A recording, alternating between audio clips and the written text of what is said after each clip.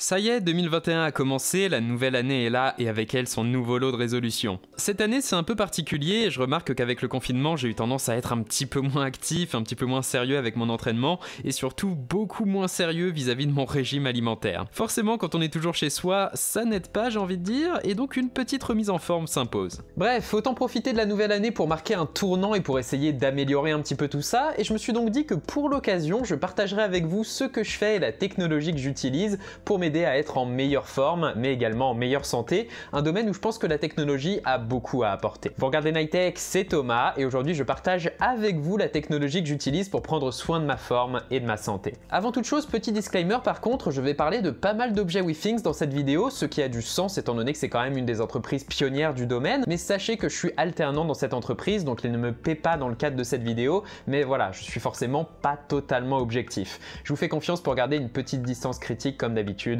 évidemment. Mais voilà, et commençons par parler de l'appareil numéro 1 qui m'aide à rester en forme, la grosse référence qui me motive au quotidien à rester actif. Et non, ce n'est pas une ScanWatch, c'est bien une Apple Watch. La série 6 n'a pas apporté énormément de choses à ce niveau par rapport à la 5, mais disons que l'Apple Watch était déjà une référence du domaine de toute façon. Pouvoir réaliser des ECG et même mesurer sa saturation en oxygène dans le sang, c'est super cool, c'est toujours positif d'effectuer un suivi sur le long terme de ces données, mais je me sers pas tant que ça de ces fonctionnalités de santé dures entre guillemets. Là où l'Apple Watch m'aide vraiment au quotidien, c'est plutôt pour ses fonctionnalités de coaching physique. Le système de gamification et de cercle à compléter est juste génial et ultra addictif sur l'Apple Watch. Évidemment, à vous de voir l'objectif de calories et d'activité que vous voulez remplir, je serais curieux d'ailleurs de savoir lequel vous vous fixez et quelle est votre philosophie avec ça, n'hésitez pas à partager ça avec moi dans les commentaires. Perso, étant donné que je m'entraîne déjà tous les jours et que je sais que je suis très influençable par ce genre de petits côtés gamification, je reste à 400 calories d'activité par jour, histoire de pas trop me pousser au surentraînement. À ce niveau, si une de vos résolutions de cette année c'est d'essayer de bouger davantage,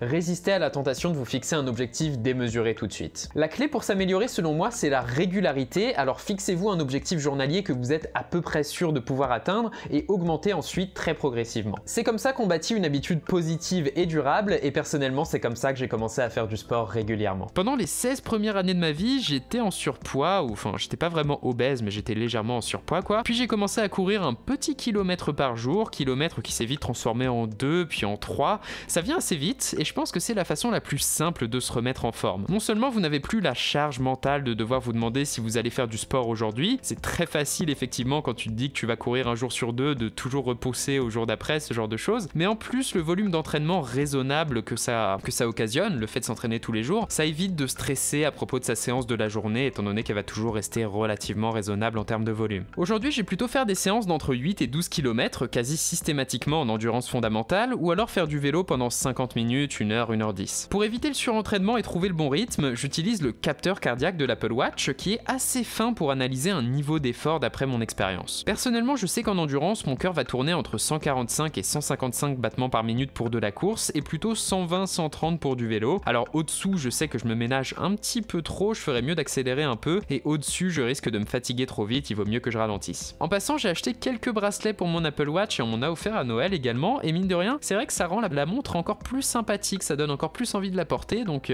quelque part, n'hésitez pas, j'ai envie de dire. Mais bref, l'entraînement c'est passionnant évidemment, mais quand on a un objectif en tête, ce n'est qu'une partie de l'histoire. En tant qu'ancien en surpoids, c'est vrai que j'ai toujours eu une relation assez délicate avec mon poids, mais également une relation carrément détestable avec la balance. Ça a un petit peu changé depuis que j'ai pu mettre la main sur une balance WeThings, ici la Body Cardio. Désolé en passant, je sais que voir des pieds dans une vidéo tech c'est pas forcément très sympa, mais écoutez, j'ai pas le choix pour vous la montrer pour le coup. Il s'agit d'une balance connectée permettant non seulement de voir votre poids évidemment, mais également d'analyser votre composition corporelle, à savoir votre masse grasse, osseuse, musculaire et hydrique. Le plus de la cardio, qui est le modèle le plus haut de gamme de chez WeThings à 149 €, c'est qu'elle permet également de suivre le cœur en analysant non seulement le rythme cardiaque, mais également la vitesse d'onde de pouls, un indicateur de la santé cardiovasculaire. Le fait d'avoir toutes ces données, ça permet de relativiser l'importance du poids en tant que tel, qui est un indicateur certes important, mais très subjectif de votre santé. Personnellement, j'essaie de me peser tous les jours au réveil désormais. Ça me permet de garder un œil sur la façon dont mon corps évolue au fil du temps,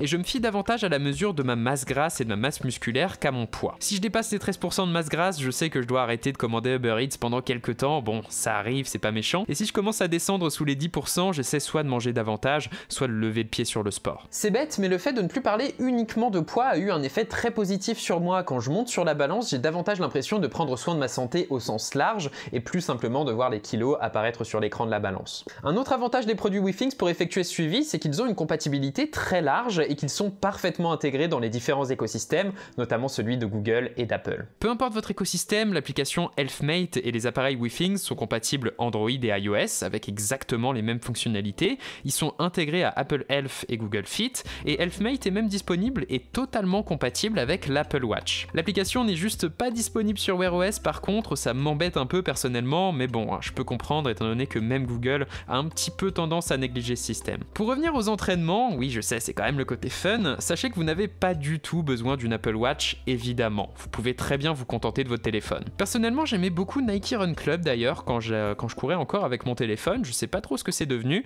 mais Strava est toujours la référence, donc bon, écoutez, n'hésitez pas. En passant, si vous voulez vous mettre au running cette année, mon conseil numéro 1 ce serait de consulter un médecin déjà si vous débutez totalement, mais mon autre conseil numéro 1 un petit peu plus fun, ce serait de ne pas négliger le choix de votre paire de chaussures. Courir c'est génial, ça devient vite addictif et très reposant, je sais ça peut paraître bizarre dit comme ça, mais je vous assure que ça vient très vite, mais ça vous éclate aussi les jambes très rapidement. Il n'y a pas vraiment de recommandations objectives à ce niveau, sachez juste que sur les départs des courses, on voit surtout des ASICS, d'après ce que j'ai pu remarquer, même si personnellement je suis plutôt du côté de Nike. En ce moment j'utilise surtout des Nike Joyride, des chaussures avec des semelles composées de milliers de petites billes en caoutchouc très souples, l'avantage de cette formule étant qu'elle s'adapte bien à tous les types de foulées. Je crois que je vous en avais déjà parlé quand je venais de les avoir, ça devait être en mars dernier et vous pouvez voir qu'elles ont pas mal vécu entre temps. Je suis un peu mitigé au final avec ces chaussures étant donné que je trouve qu'elles sont vraiment géniales pour les longues distances, elles donnent vraiment l'impression d'avoir des espèces de coussins sous les pieds, mais elles sont très chiantes, voire même douloureuses carrément sur les premiers kilomètres. Je trouve ça un peu bizarre, peut-être que j'ai une foulée un peu spéciale. C'est très stylé en tout cas et je dois dire que j'aime beaucoup Nike ces derniers temps parce qu'ils réussissent à mêler technologie et sport dans la conception de leurs chaussures. J'espère que je vais pouvoir mettre la main sur une de leurs Vaporfly ou un de ses équivalents, un de ces quatre. C'est des chaussures qui sont tellement bien conçues qu'elles ont été menacées d'interdiction sur les courses pendant quelques semaines. Si vous aimez le sport et la technologie, c'est clair que c'est difficile d'ignorer Nike ces derniers temps. On enchaîne avec quelque chose qui n'est pas vraiment une health tech, pas du tout même, mais pour moi ma pratique sportive est juste indissociable de ma paire d'écouteurs. À ce petit jeu, je trouve que Beats ce sont les meilleurs du game. Déjà parce qu'ils bénéficient des puces W1 et H1 d'Apple, comme les AirPods en fait, ce qui leur permet de passer en un clin d'œil de votre iPad à votre Apple Watch quand vient le moment d'aller courir. C'est bête, mais la dernière chose que j'ai envie de faire quand je dois aller m'entraîner, c'est refaire l'appairage de mes écouteurs, c'est juste un enfer. Alors oui justement, l'autre truc génial dans le fait d'utiliser une Apple Watch, c'est de pouvoir totalement me séparer de mon téléphone pour aller courir. Je passe juste ma musique sur mes écouteurs en un clic avec la Watch, j'ai 32 Go de stockage intégré sur la montre, j'utilise le GPS intégré, et voilà, tout est transparent et intuitif, et ça me permet de me déconnecter gentiment quand je vais courir, histoire de pas être interrompu par un mail ou je sais quoi pendant que je fais ma séance et que j'essaie de me détendre un petit peu quoi. Le truc génial avec Beats, c'est que leurs produits ont pour avantage de proposer un rendu sonore qui certes est très loin du domaine de l'audiophilie et de la fidélité, mais qui aujourd'hui est tout de même plutôt qualitatif tout en proposant une signature très punchy, avec des basses omniprésentes mais maîtrisées, chose qui fait énormément de bien pour garder le rythme pendant un entraînement. Personnellement j'utilise régulièrement les Beats Solo Pro qui sont juste géniaux et particulièrement stables pour le sport, mais bon, étant donné leur tarif de 250-300 €, il faut avouer que je préfère ne pas transpirer dessus tous les jours. En général j'ai plutôt utilisé les Beats X, une paire d'écouteurs intra-auriculaires sans fil dotés des fonctionnalités des AirPods de première génération, donc d'une connexion Bluetooth irréprochable, d'un son très correct et un design résolument sportif. Faites attention par contre évidemment, c'est des intras, choisissez les bons embouts, faites bien les tests, surtout si vous prévoyez de courir avec. Leurs successeurs, les Beats Flex, sont encore meilleurs, ils proposent les mêmes fonctionnalités avec une meilleure autonomie et ils sont vendus pour seulement 49 € sur l'Apple Store. À ce tarif, ce sont pour moi la référence pour des écouteurs de sport. C'est simple, pour moi le running c'est juste absolument pas le même sport avec ou sans écouteurs. Avec mes études et mon travail, c'est vrai que j'ai en général beaucoup de choses à faire et j'ai donc tendance à négliger un peu cet aspect-là de ma vie, alors que c'est clairement la pire chose qu'on puisse faire à sa santé. Bref, pour me forcer à être plus régulier, j'ai piqué un autre appareil dans la réserve de Withings,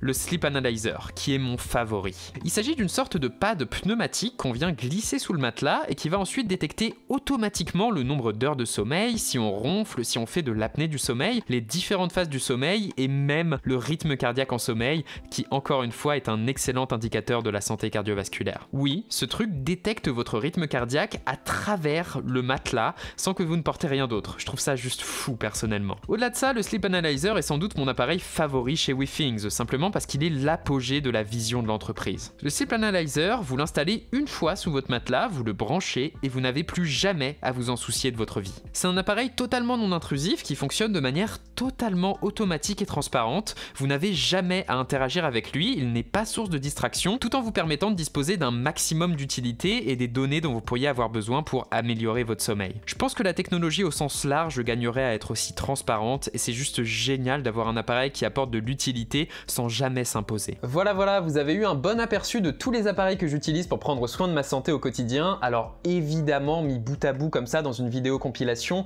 forcément ça fait un petit peu hypocondriaque et j'en conviens. Pourtant, la beauté de la chose justement, c'est que tous ces appareils ont tendance à s'effacer au fil du temps pour ne plus devenir que des outils que vous allez utiliser comme ça de manière un peu inconsciente au fil du temps pour améliorer et prendre soin de votre santé. C'est justement ça qui me passionne dans la santé connectée, c'est que dans ce domaine, les technologies ont tendance à s'effacer pour ne laisser place qu'à leur utilité. Quelque part, je trouve ça très noble et je peux pas m'empêcher d'admirer ça. Mais bref, c'était Nightech, c'était Thomas, j'espère que cette petite vidéo, forcément un petit peu plus courte et un petit peu plus intime que d'habitude, étant donné que c'est des choses qui sont très personnelles et c'est des pratiques qui me sont vraiment propres en fait. J'espère que ça vous aura quand même plu. Si c'est le cas, comme d'habitude, vous savez quoi faire, le j'aime, le commentaire, l'abonnement et le partage. C'est ce qui fait grandir Nightech, notre toute petite chaîne. Ça fait super plaisir de le voir, c'est grâce à vous et je vous en remercie.